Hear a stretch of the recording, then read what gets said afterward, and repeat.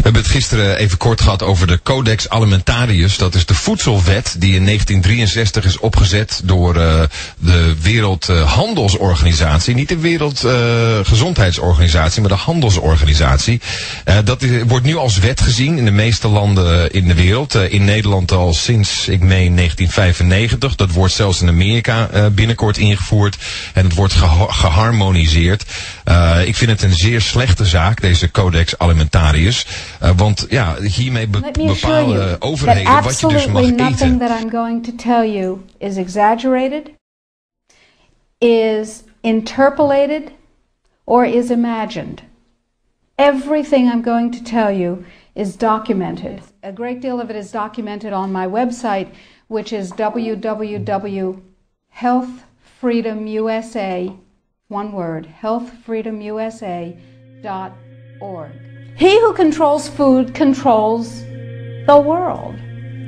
Well, they said in 1962, we're going to work toward total global implementation of Codex Alimentarius on December 31st, 2009. They were sort of guidelines.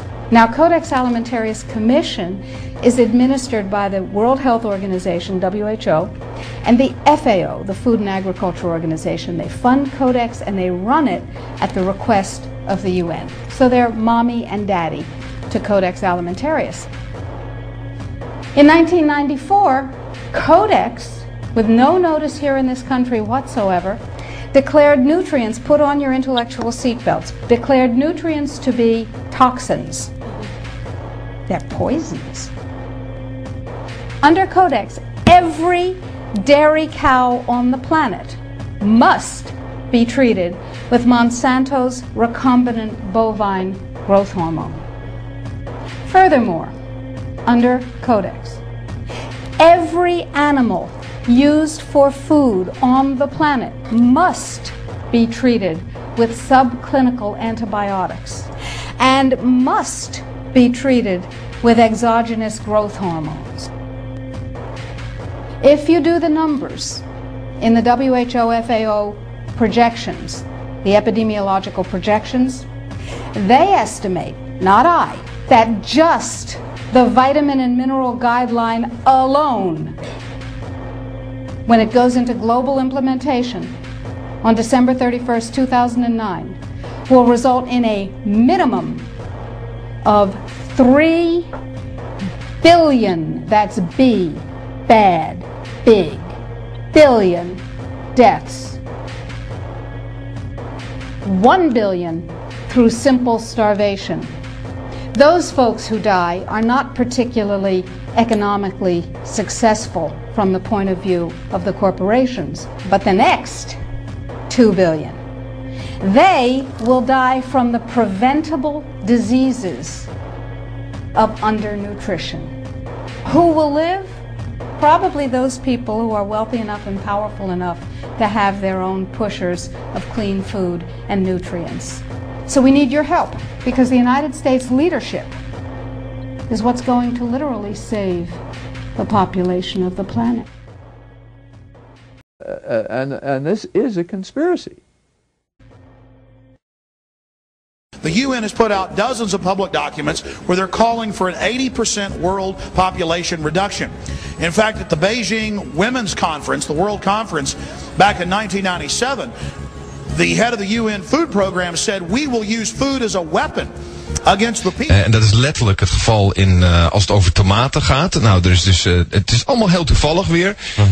Er was dus een groot probleem met tomaten in Amerika. Zelfs op de hamburgertjes werden geen tomaten meer verkocht, omdat daar een vorm van salmonella opgekomen was. Of, nou, ik had er nog nooit van gehoord, salmonella in je tomaat. Maar dat heeft het heeft te maken met hoe het gewassen wordt en wat voor water daarvoor gebruikt wordt.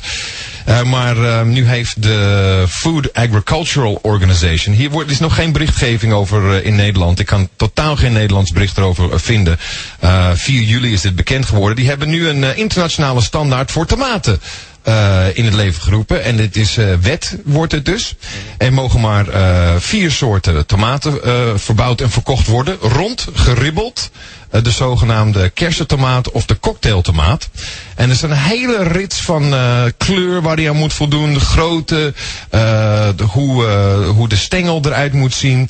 Nou, en dan moet je dus weten dat, ik weet niet of je in de laatste week of zo naar de supermarkt bent geweest en hebt gekeken naar de gewassen, bijvoorbeeld naar tomaten. Maar vroeger, als je aankwam bij de tomatenbak, zaten er allerlei soorten vormen en een beetje, er waren echt natuurlijke tomaten. Ja. De kleur verschilde een klein beetje. De een rijper was iets rijper dan de ander. Dat is nou echt een natuurproduct. Wat je nu ziet in de winkel, dat is genetisch gemodificeerd spul. En door dit soort wetten in het leven te roepen, krijgen bedrijven als Monsanto, die dus patenten hebben, die hebben het eigendom over deze tomaten. Dat is hun Jij mag niet zomaar het zaad van Monsanto gebruiken voor commerciële doeleinden. Ik betwijfel of het zelfs voor particuliere doeleinden kan. Want dan krijg je een rechtszaak in je broek. Zij bepalen dus hoe de tomaten gemaakt worden. En die kunnen tegen bepaalde stoffen, zodat je pesticides daaroverheen kan gieten.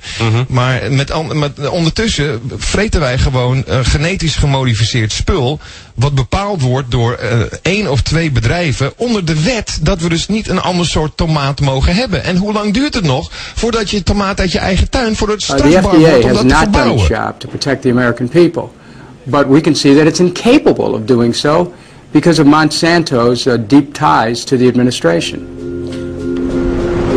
Is there an inappropriate relationship between US authorities and the genetic engineering industry? Political statements like that have to be taken with a pinch of salt, especially here in Washington. We find an expert. He came by explosive material through petitioning the authorities. He wants to explain to us that the FDA management ignored all warnings and how they did it. Andrew Kimbrell from the Center of Food Safety and Applied Nutrition.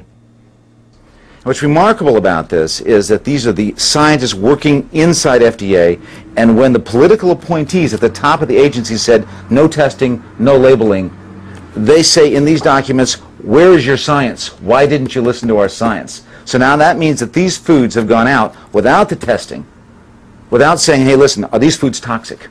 Are these foods causing new allergens? They're out there, they're in the fields, they're in our supermarkets, they're now going around the world without this testing being done, even though FDA's own scientists said these tests should have been done, they had to have been done if these foods were to be proved safe. Section of the FDA. This is really amazing. Here they say genetically modified plants can contain unexpected high concentrations of plant toxicants. In other words, the genetic engineering of these plants can take a safe food and make it toxic. Not only that, but on food allergens, they say that there can be novel allergens, that this genetic engineering of plants can create new allergens never seen before in our food. And that's, again, from the toxicology section of the FDA, their own scientists. This food is not safe. It needs to be looked at. But Monsanto didn't want that examination to happen.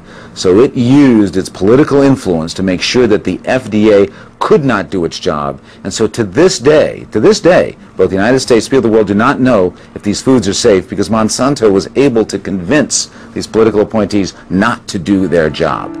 Het gaat veel verder dan alleen maar tomaten, want ook voedingssupplementen, vitamines worden in die codex omschreven. Het is een heel breed scala aan voedingzaken die men wil gaan reguleren, waar men duidelijk dus een lijn in wil gaan brengen en die men wil gaan verbieden.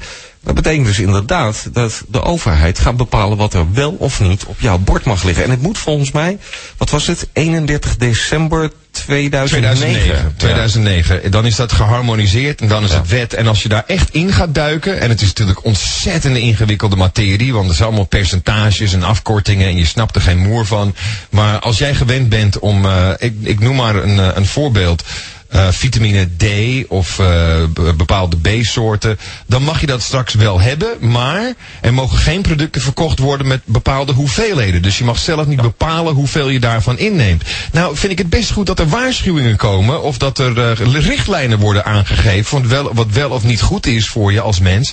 Maar op het moment dat de overheid gaat bepalen wat jij in je bek stopt, gaat het me echt een beetje te ver. En dit is het begin en ik vind het toevallig, ik vind het te toevallig eigenlijk dat we eerst een gigantische angstaanval hebben gekregen over tomaten waar je ziek van wordt en waar je dood van kan gaan. En dan ineens, hier is het nieuwe reglement voor de tomaat. En er mogen maar 4 soorten. En ze moeten perfect rond zijn. En ze moeten de juiste kleur hebben. En de stengel moet een bepaalde lengte hebben.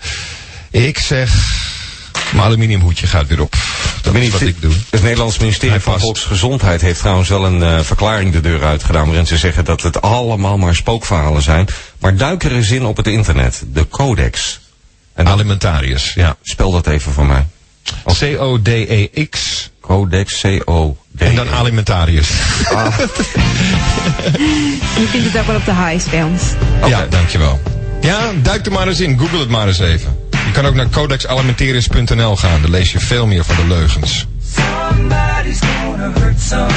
Your wake-up call.